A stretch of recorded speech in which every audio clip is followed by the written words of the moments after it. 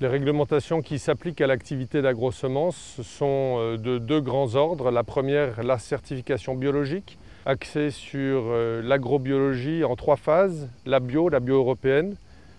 la certification biocohérence de cette bio française qui veut redonner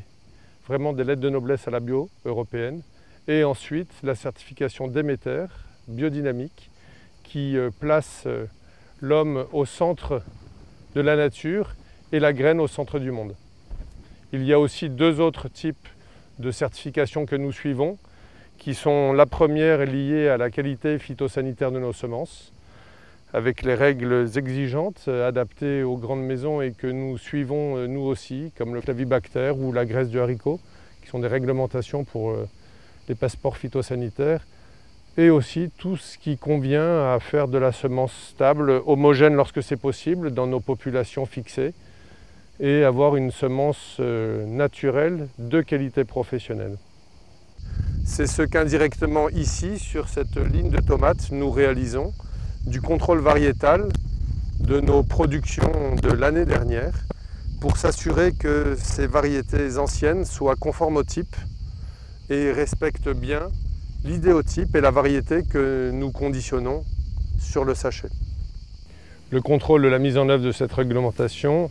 s'origine pour nous sur 2 grands axes. Déjà notre travail personnel, qui est celui de respecter cette réglementation, et un travail participatif avec nos confrères, avec le GEVES, avec d'autres semenciers bien sûr, et des paysans semenciers avec lesquels nous travaillons. Il existe des règles interprofessionnelles que nous sommes heureux de respecter, et notamment les contrats GNIS que nous transmettons à l'ensemble de nos paysans semenciers sur l'Hexagone, qui permettent de connaître pour eux des règles agronomiques importantes, et notamment les distances d'isolement. Ces distances d'isolement qui sont aussi régulées lors des réunions de cartographie organisées par le GNIS en région.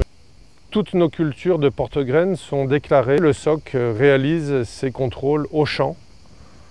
régulièrement, et notamment en pleine période de fructification, au cœur de l'été et aux portes de l'automne.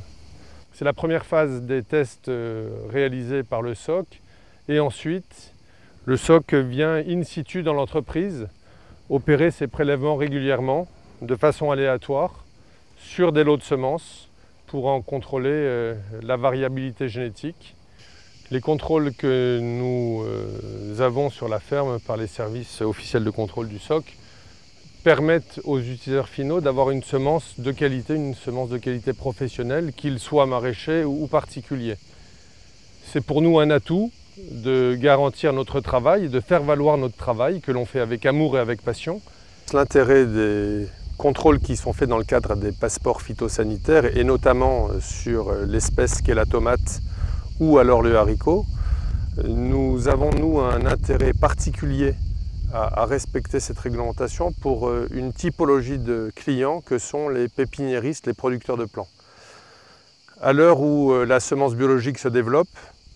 il est de plus en plus important de proposer une semence qui soit saine et stable, mais aussi qui soit garantie sans aucune bactérie ou virus. Néanmoins, à ce stade, les contraintes phytosanitaires